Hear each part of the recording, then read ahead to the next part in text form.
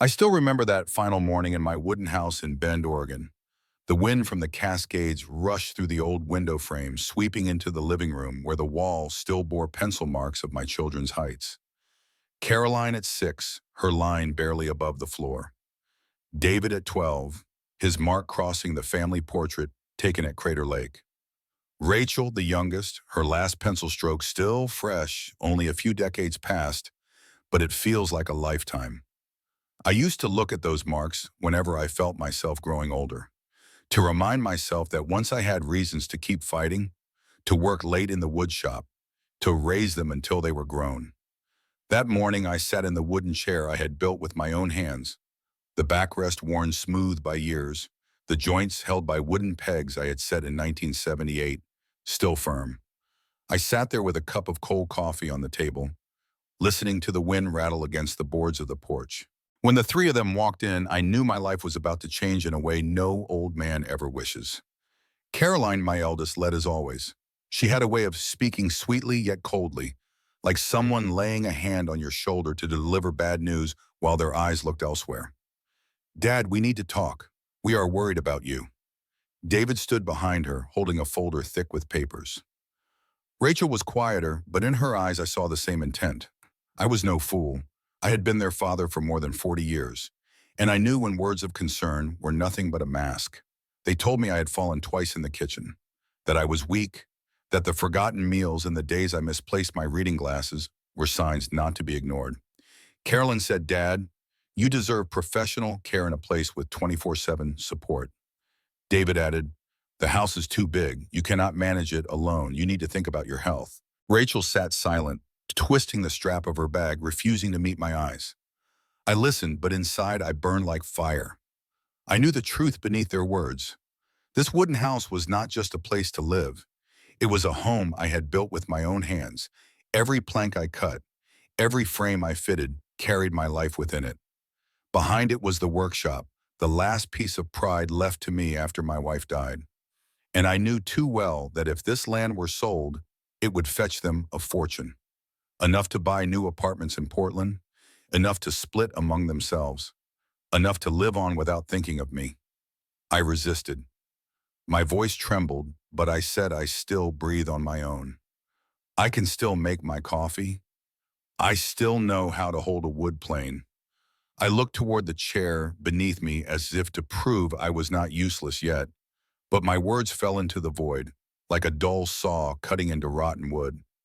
Caroline sighed as though I were a stubborn child. "Dad, everything has been arranged.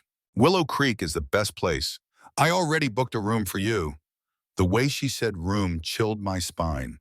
I was not a guest at a hotel. I needed no room other than my home. But my voice no longer mattered in that decision. Only a few days later, they packed everything, cardboard boxes filled with family photos, old books, and small tools from the shop. I was led to the car like an afterthought. The house receded behind the window glass. The evening sun fell across the roof, light scattered against the wall where my children's heights were marked. My heart felt stolen. I told myself I was old, that my children wanted the best for me. But deep down, I knew I had been abandoned, stripped of the rest of my life. I was not dead, yet they treated me as though death had already come, and I was only waiting in silence. When the car turned into the gates of Willow Creek, the polished wooden sign shone like mockery. I looked out the window and saw the pines standing motionless in the wind, silent witnesses. A dark chapter had just opened, and I was forced to step inside it. If you are hearing this story, tell me where you are from. I want to know how far the story of an abandoned old man can travel, how many lands it can cross. I still remember those winter mornings in Bend when the sun barely touched the snow-covered pines outside the window. In that small wooden house, the sound of wood striking against wood and the rasping of my plane echoed from the shop behind the house. I once lived as a wood carver and an interior craftsman, these calloused hands knowing how to shape rough planks into dining tables, chairs, window frames, and sometimes even ornate decorations for the town's church. But more than the sound of the two or the scent of pine resin, what I remember most is the laughter of my three children filling that house. After my wife died, I had no choice but to become both father and mother. Carolyn was 8, David was 5, and Rachel had just learned to walk. I worked long hours in the shop, but I never let myself miss dinner with them. There were nights I sat mending Caroline's shoes while lulling Rachel to sleep with fairy tales I made up on the spot, sawdust still clinging to my hands. Many times I was invited to take on big city contracts, projects that could have pulled me out of those lean years. But I refused. I did not want my children to grow up in a house without their father. I chose smaller jobs, just enough to keep food on the table, to be there when school ended, to cook supper, and to listen as they told me stories from class. That wooden house was more than a shelter. It was part of my very flesh and blood. I carved their growth marks into the wall beside the kitchen, the lines rising until Caroline surpassed my shoulder. I photographed each Christmas, framed them with my woodwork, and hung them neatly on the living room wall. I still remember when Rachel was 7, she called it the safe house, while David bragged to his friends that his father could make anything from wood, even a door that could keep nightmares out. I believed those memories would anchor them forever. But perhaps when people grow older, the softness of memory fades, leaving only numbers measured in money. Caroline, David, and Rachel began to speak of the house as an asset for sale. I overheard them whisper, sometimes not caring if I was in the room, that the place must be worth something, sitting close to the main road with a shop behind it. Each time I heard that, my heart felt chiseled, one cut deeper. What I had built with sweat, with love, with my youth, to them, was nothing more than figures on a page. Once, I asked Caroline if she remembered the nights we sat by the fire, eating popcorn while the wind howled outside. She smiled faintly and said, "Dad, everyone grows up." I did not blame her, but a cold emptiness spread inside me. It seemed that decades of quiet sacrifice lived only in me, while in their eyes it was nothing but the obvious. When I was taken to Willow Creek, those memories came rushing stronger than ever. The room they gave me was small, only a bed, a low cabinet, and a window overlooking a parking lot. The wall clock ticked with a dry echo, like a hammer counting down the days of my life. There were no pencil marks of children's heights, no sound of a plane in the shop, no bursts of laughter from little ones climbing onto my back. Only the footsteps of nurses, the squeak of wheelchairs, and the saws spilling from nearby rooms. Each evening I thought of the wooden house. I remembered the long bench I made for my wife's 32nd birthday. I remembered the smell of chicken soup in the kitchen where Rachel once spilled the whole pot trying to help her father. I remembered snowy mornings when I carried up my camera outside to catch the sunrise and framed the photo with my own hands. Now, in this narrow room, those memories mock me. I began to see the bitter truth.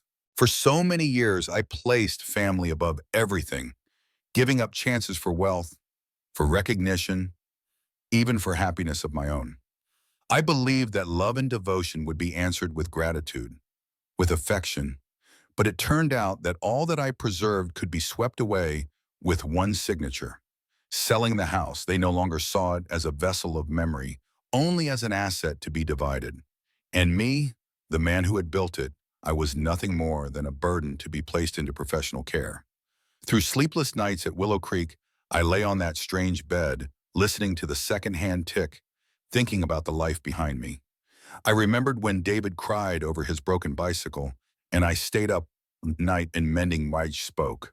I remembered when Caroline told me as a child that she wanted a room made only of bright wood because it felt warmer, and I carved every plank and built it for her. Rachel once told me the kitchen was the safest place in the world because it always had her father inside. Those words I still carry in my heart. But now, looking into their eyes on the day they left me here, I knew they had long forgotten. The room in the nursing home was cold, without laughter, without family warmth. It felt like a terminal station, where the elderly sit waiting for the last train of their lives. But I was not ready to board that train yet, because deep inside me, something still burned. The memory of the wooden house, the sacrifices never acknowledged, the pain of being cast aside. And I knew I could not let what I had built across a lifetime be buried in this narrow room. The first days in Willow Creek felt like a trial of patience. My room was small, just enough for a bed, an old pressed wood cabinet, in a table by a narrow window that looked out over a machine-trimmed lawn. At first, I did nothing but sit there listening to the clock tick. People often say that in a nursing home, time no longer flows. It only gathers into heavy blocks that press against your chest. I felt that weight in every breath, especially on mornings when the sun was already up. Yet I still heard the staff's footsteps passing by, trailing the cold sting of disinfectant. The nurses here worked constantly, rushing, all of them carrying fatigue in their faces. I did not blame them. Most were young women in their 20s, underpaid, caring for a dozen elders each shift. In their eyes, I saw distance, not out of cruelty but out of necessity, for they had to keep their hearts guarded to survive. The touch of a hand while checking blood pressure was fleeting, mechanical, stripped of warmth. But in that solitude, I began to notice those around me. Next door was Alma, 84, small in frame, with white hair tied neatly, always in a pale pink sweater. One time in the common room, she told us she had been a piano teacher for more than 40 years.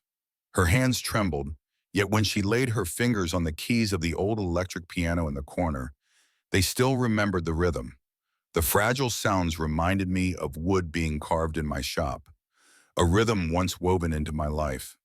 There was Curtis, 78, a former sailor, broad-shouldered though his back was bent. He told stories of voyages across the Pacific, of nights in stormy seas clinging to the railing, hearing the ocean roar as if to swallow the ship whole. His eyes lit up as he spoke, as if part of his soul still drifted on those waters. Yet at the end of every tale he sighed, saying his son no longer wanted to listen, only told him to rest. Then there was June, 79, a widow who sat near the window embroidering. She told me her husband had been gone for 10 years. She had lived with her daughter until the girl married. Then one day they told her it was no longer convenient, and so she was sent here. Her voice carried no bitterness, only quiet acceptance, as though it were a fact beyond dispute. I listened to them, and their stories made me realize I was not alone. We were all left behind with promises of visits that usually dissolved within weeks. Some days no one came for anyone in the hall, only the hum of an old television and the rattle of medicine carts down the corridor. I began writing my memories into a small notebook I found in the shared library. The first pages are filled with images of the wooden house in Bend, the pencil marks of my children's heights on the wall, and the family portrait beneath the pine. I wrote, though my hand shook, the letters clumsy. I was not writing for my children to read. I wrote to remind myself that once I had a family, my sacrifices were not meaningless, even if no one remembered. One evening when the television in the common room went silent, I returned to my room and opened the old cabinet. From the bottom of my suitcase, I pulled out a worn brown envelope. My brother Paul had handed it to me years before his death. I had hidden it away, never opening it. I feared it might be another burden or a reminder of death. But that night, the silence left me no choice. I opened it. Inside were deeds of land ownership and a bank statement of inheritance. $8 million. Paul had sold the family land in Montana and left me my share. He knew I had spent my life working for my children, never keeping anything for myself. His final words, written on a small note, left me still. "This is the part you deserve, Mason. Do not let it fall into the hands of those who do not know its worth." I sat for a long time staring at that number, feeling no joy. I remembered my 3 children, their sweet smiles as they convinced me to sign into the home. I remembered Caroline's voice telling me, "Dad, you need better care," while her eyes slid toward the window, where the evening sun fell on the old wooden house, the land they wanted sold. $8 million. Never had I imagined holding such a sum. But in that instant, a thought struck like a spark. If they saw me as a burden, I would turn that burden into something they would have to bow before. I did not need to shout. I did not need to argue. I would be silent, and that silence would be my sharpest weapon. I folded the envelope, slipped it into my coat pocket, and clenched my fist. Outside, the wind hissed through the cracks, carrying the faint scent of pine resin. I looked into the mirror and saw a 72-year-old man, hair white, eyes sunken. Yet in those eyes, I caught a glint I had not seen in years, a spark of resolve. From that day forward, I no longer just sat watching the clock. I observed. I saw the mismanagement of this home, the thin meals, and the services cut short for lack of funds. I overheard nurses complain of low wages, and managers fret over debts to the bank. Each piece of information fixed itself into my mind like small shards of wood, waiting to be assembled. I began to imagine something no one in Willow Creek could foresee, that an old man abandoned by his children might one day change this place entirely. I was in no hurry. I knew patience was the craftsman's strength, to wait for the wood to dry, to guide the chisel only when the grain was ready. I would wait until the time was ripe. That night, as everything sank into silence, I whispered to myself, "They think I am weak, but I will show them this silence is only the beginning." I once thought that when a person grows old, their children would be their support. But the days in Willow Creek gave me a different answer. At first, Caroline, David, and Rachel still visited me a few times, their voices laced with concern, their faint smiles carrying a hollowness, and they brought leftovers from their dinners as if they were gifts. But as time passed, those visits grew fewer. In their place came brief phone calls circling only one subject, the wooden house in Bend. "Dad, you do not need to worry so much. At this age, it is best to sign the papers to sell the house. You will have money for your old age, and we will help manage it for you," Carolyn said during one call, her voice sweetened with the kind of false kindness and that had worn me thin. I stayed silent, only nodding for form's sake. But inside me, each word was a blade cutting into the memories I had guarded all my life. David was different. He no longer pretended. One day, he came to Willow Creek, dropped a thick folder onto the small wooden table in my room, his voice sharp as steel. "Dad, you cannot keep that house anymore. Sign it. Let us handle it." He did not look at me, only shoved the pen toward my hand. I left it untouched, my hand trembling not from age but from the fury pressed down inside me. Rachel, my youngest, softer in heart, chose avoidance. Each time I asked about the house, she shifted the subject, then found an excuse to leave.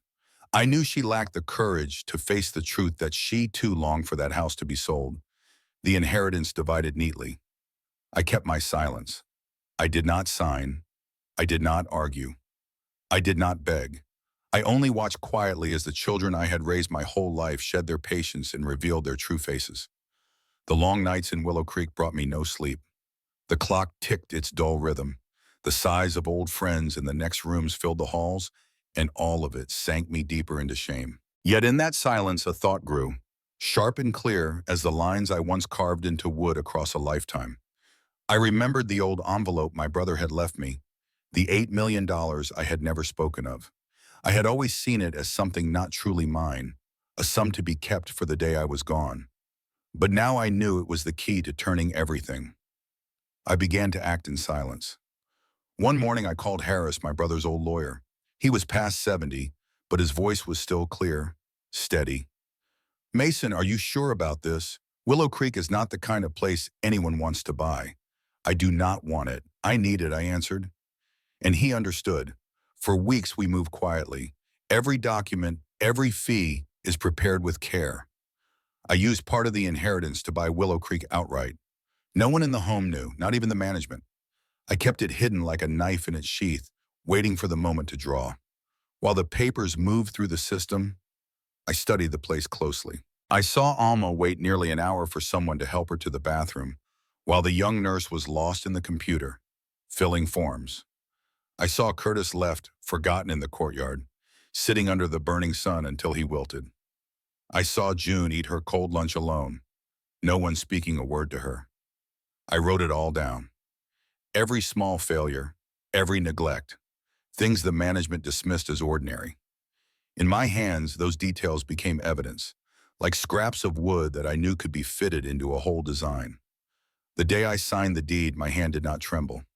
The paper bore the Willow Creek logo, the seal bright red, and just beneath it, my name, Mason Whitaker. I sat in my narrow room, the dim light filtering through the window, staring at that paper. For a long time, I breathed only slowly, as if I had just set the first stone of a new foundation. "The game has begun," I whispered. Inside me, the pain of abandonment no longer burned raw. It had turned into a low flame, steady enough to warm me, strong enough to ignite when the moment came. And this time I would make my children understand the true weight of the father they thought was only a burden. That Sunday, Ben lay under a thin veil of gray clouds, the light falling over the roof of Willow Creek as cold as a farewell ceremony. I sat in the waiting room, both hands resting on the head of the wooden cane that had been with me for years, my heart still as a lake before the wind. I had prepared for this day for a long time, yet when I heard the sound of my daughter's heels striking the hallway, my heartbeat slowed for a moment. Caroline entered first, her beige wool coat fitted tight, the trace of expensive perfume lingering. David followed, straightening his tie as though arriving for a company meeting. Rachel came last, her eyes still restless. They smiled, smiles polished to perfection, but I could see the chill behind them. I invited them into the common room of the home. It was usually a place for group activities, low ceiling, chairs arranged neatly. But today I had a large screen set up and the staff prepared everything. The other residents had been invited too, sitting along the sides. The air felt strange. No one was certain what I was about to do. Caroline frowned slightly but kept her sweet tone. "Dad, what is going on? We only came to discuss the house papers." I rose, my back bent but my voice firm. "Today I have something to announce. I am the new owner of Willow Creek." The room froze. Carolyn's eyes widened, her hands stiff on her leather bag. David stood stunned, lips moving without sound. Rachel covered her mouth, tears pressing to the surface. The residents whispered, and the nurses exchanged startled glances. I pressed on, leaving no space for their disbelief. "I have bought this place in full. From now on, I am no longer a passive patient waiting for care. I am the one in charge, the one who decides here." I looked directly at my son, David, the one who had once called me a burden. "No one has the right to force me to sell my house. That house is my flesh, and you have forgotten what it means." Caroline drew a deep breath, then smiled faintly. "Dad, you cannot be serious. We only want what is best for you. You are too old. You cannot manage a place like this." I signaled for the screen. It lit with the footage I had recorded over weeks. Images of residents left unattended, meals of thin soup and stale bread, and an old man sitting by a window for hours without care. The shots trembled, but told the truth, accusations that could not be denied. "This is the place you sent me. This is the reality you never saw. You spoke of giving me a better life, but I have witnessed neglect and indifference. You were not here. You do not know how harsh it is to live within these walls." I turned to face all three of them. "You do not know how many stories I have heard of parents left with promises of visits, promises that crumble within weeks." Rachel broke into tears, her shoulders trembling. I did not know." David pulled at his tie, avoiding my eyes. Caroline flushed red, still trying to defend herself. "You are exaggerating everything. This is a nursing home, not a five-star hotel. We have families, jobs. We cannot stay here all the time." I tapped my cane on the floor, the sound echoing. "I do not ask you to be here all the time, but I demand the truth. I demand respect. If you call me a burden, I will show you the weight of this burden." I held up the new document, reading it aloud. "From this day, visiting rules at Willow Creek will change. Visits are allowed only on weekends. Each person must register in advance. Time will be limited. I want you to understand that coming here is not a whim, not an obligation carried like a chore. It is a commitment." The room fell silent, and only the tick of the wall clock remained. The elders smiled faintly, eyes brightening as if reclaiming their dignity. The young staff stood straighter, as though someone had finally acknowledged their struggles. I turned back to my children one by one. "Caroline, you promised to bring the grandchildren, but how many times did you keep it? David, you only called to press me to sign away the house. Rachel, you avoided me, unable to meet my eyes.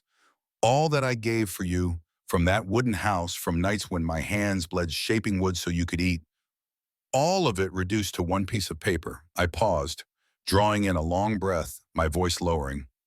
"From this moment, I am no longer a burden. I am the one holding the key." No one spoke again. Carolyn turned her face away, David clenched his fists, and Rachel wept without stopping. But in the eyes of the residents, I saw agreement. Those who had been silent now nodded, their gaze shining as if they had just witnessed a rebellion. I knew then this day was not only for me, it was for everyone dismissed as old, as useless. They needed someone to stand up, to show that silence itself could be a weapon. And as I sat down, my cane resting across my knees, I felt lightened. The game I began in quiet had now stepped fully into the light. Caroline was the first to leap up, her chair screeching against the wooden floor, sharp enough to grate on the nerves. She planted her hands on her hips, her face flushed red. She pointed straight at me as though delivering a verdict. You cannot do this. You are old, easy to take advantage of, and you do not understand business. People will trick you out of your money. Give me the papers, and I will handle everything. Her voice was harsh, stripped of respect, filled only with the rage of someone who had just lost control. I did not answer right away.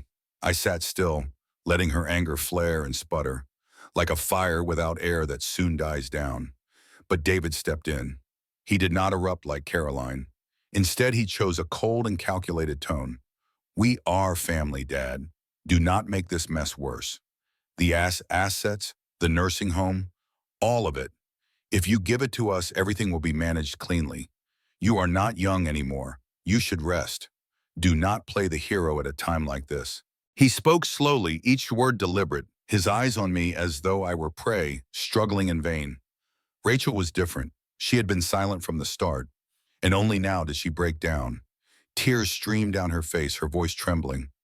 I just want you to have a good life. I am afraid you will be tired, afraid you will be taken advantage of. Why must you do this, Dad? Why will you not let us take care of you? Her sobs carried pain, yet beneath them I heard the same wish as the others. She wanted me to let go of the key. I drew a deep breath, looking at my three children one by one, as though looking back through three fragments of my life. Slowly I reminded them of what they seemed to have forgotten. Carolyn, do you remember seventh grade, that bitter winter when you had no coat? I sold my first wooden table to buy you a thick jacket. You hugged it and said it was the safest coat you had ever had. David, when you fell into debt at 25, who paid everything for you. You swore it would be the only time that you would rebuild. Rachel, when you burned with fever 3 nights straight, I sat by your bed, wiping your sweat minute by minute, unable to sleep. I let the silence sink into the room. Not one of them dared meet my eyes. I went on, my voice not loud, but caring enough to fill the room where everyone sat hushed. I gave my life, but when I could no longer earn, the first thing you thought of was not memory, not sacrifice, but property. You thought only of reclaiming. From this day, I will set the boundary. I rose to my feet, no longer the stooped old man, but the man I had once been, standing in the woodshop, hammer in hand, eyes steady. That house, for so many years, you called it the safe house. I kept it not to sell, but to remember that this family once knew laughter.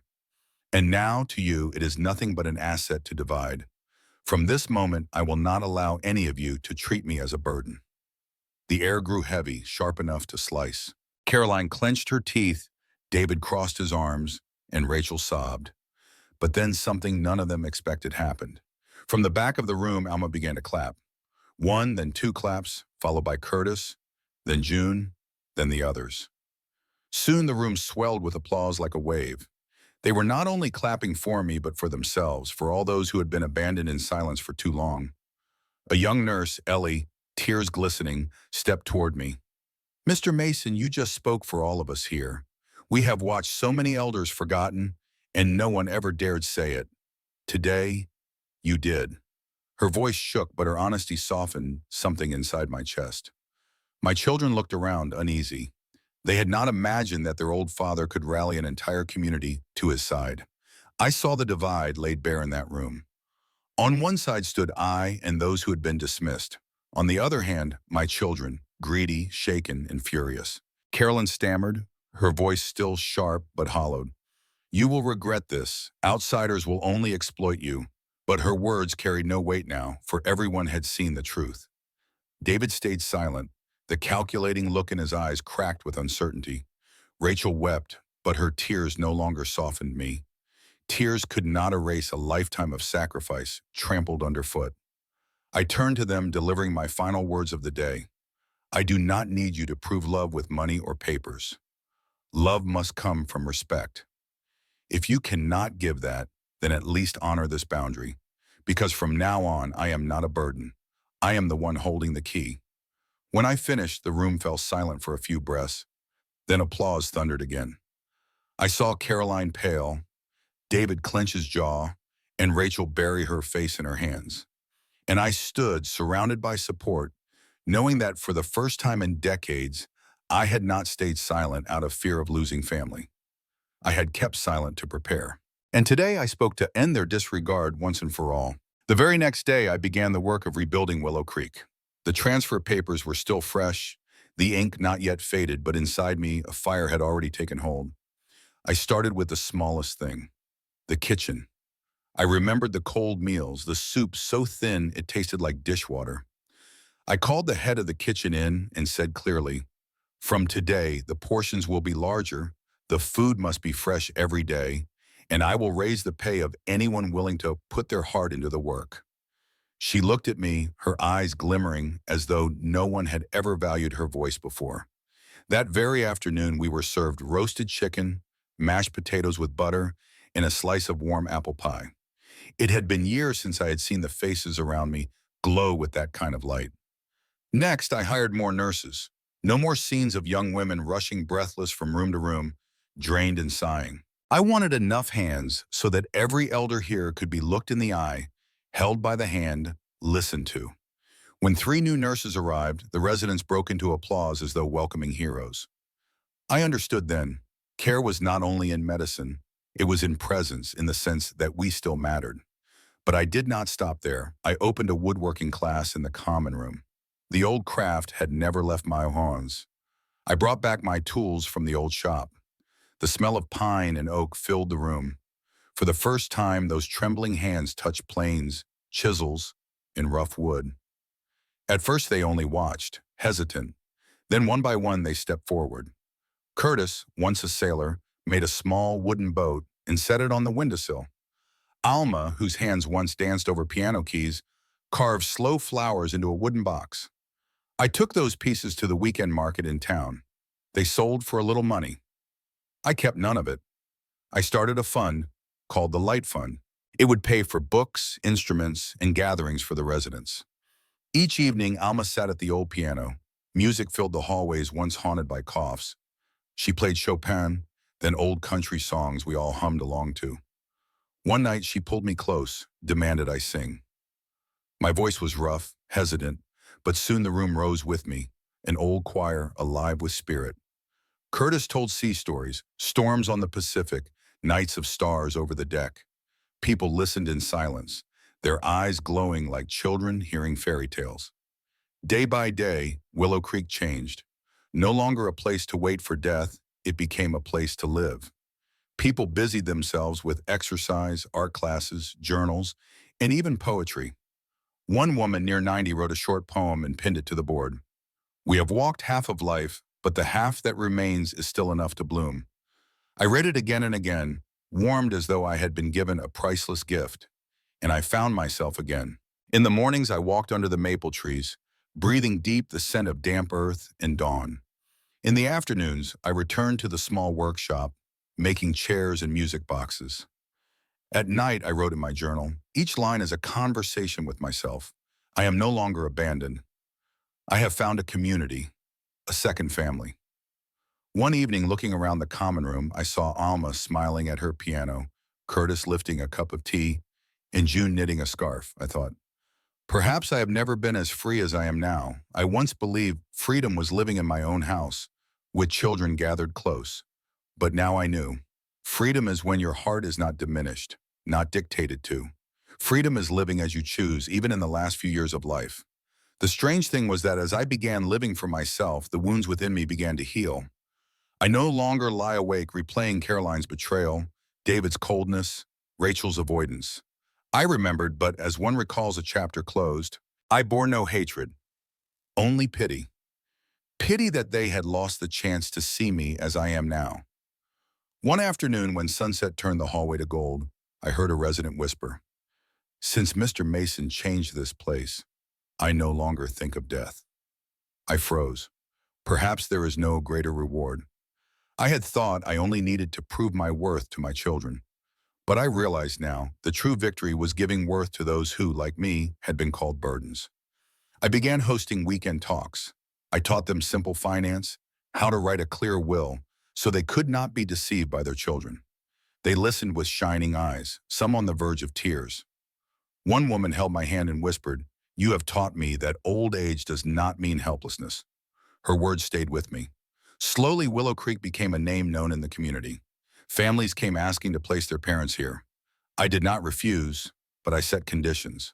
Families must visit regularly and must contribute a small part to our common fund. In this way, I kept balance, and I made sure they understood the value of presence. When I sat alone in my small room, flipping through the growing stack of journal pages, I knew one thing with certainty. I was no longer a shadow in anyone's eyes. I was Mason, the leader of a small but unyielding community. Proof that even when abandoned, a man can rebuild his life from the rubble. And in those quiet moments, I heard my voice whisper, "Mason, you have been reborn." A year has passed since the day I officially became the owner of Willow Creek. In that time, I have lived as a different man. No longer the old father treated as a burden, no longer the silent figure counting down hours in a cramped room. I became the one at the helm, leading a community that the world had almost forgotten. And then, on an early spring afternoon, I faced my children once more. They did not come with superiority this time. Carolyn, once sharp and polished, now bore dark circles under her eyes, her hair unkempt, her clothes wrinkled. David, who had spoken to me with the tone of a master, now looked hollow, his hands trembling. Rachel, my gentlest child, sat with her head bowed, her hands clasped as if they would shatter if she let go. They confessed that every plan to sell my house had failed. No buyers, no money left, debts piled high, no way out. And so they came to me. "Dad," Carolyn's voice was hoarse, stripped of its usual force. "We were wrong. We want to reconcile. We want to come back to you." David tried to hold on to pride. "Family is still family. You do not have to be so harsh. We can sit down, rethink everything." Rachel broke down, her voice cracking. "I just want you to have a good life. I know I was wrong to avoid you, but please give us another chance." I stayed silent for a long moment. If it had been a year ago, I might have cried, might have pulled them into my arms and let everything go. But after a year of peace, a year of watching so many here reclaim their worth, I knew the truth. Forgiveness is possible, but things will never return to the way they were. I looked at each of them, no longer with anger, but with certainty. "I forgive you," I said slowly, each word falling like the strike of a hammer. "I forgive so that my soul can be free, so I carry no hatred. But forgiveness does not mean return. From now on, there will always be a boundary between us." Carolyn opened her mouth to argue, but seeing the firmness in my eyes, she bit her lip in silence. David exhaled, as if realizing at last that he no longer held power here. Rachel sobbed, but in her tears I saw a kind of release. I laid down conditions. My children could visit, but only under Willow Creek's rules. Weekends only, registered in advance, with time strictly limited. No more coming and going at their whim. Order, discipline, and I held the authority. To them, it may have felt like a loss, but for me, it was protection. I had given my life until I was discarded like something useless. Now I chose to keep my dignity and force them to respect it. One late afternoon, after the storm of words had quieted, I returned to the small woodworking shop I had built inside Willow Creek. The window was open a crack, letting in the golden light of day's end. On the bench sat a chair I had just finished, its polished grain gleaming. I laid my hand on it, feeling the smooth lines of the wood, as though I were touching the steady heartbeat of my peace. I thought back over it all, from the man carried here like a burden, to the man who bought the place where he was abandoned, from the father dismissed, to the leader of a community that had rediscovered its laughter. It was never about bitter revenge. It was about affirmation. I was not useless. I was not without worth. I only needed once to stand, to draw a boundary, and to hold my dignity. The message I want to leave is not only for my children, but for anyone who listens to this story. A house can be repaired, paint the walls, replace the roof, make it shine again. But when the foundation of respect collapses, it will never stand whole once more. So it is with family. Trust, once broken, cannot be fully mended. All we can do is build boundaries to protect what remains of ourselves. I sat quietly in the workshop, listening to the wind in the trees. Alma's laughter drifted from the piano room. Curtis's voice carried tales like the murmur of waves.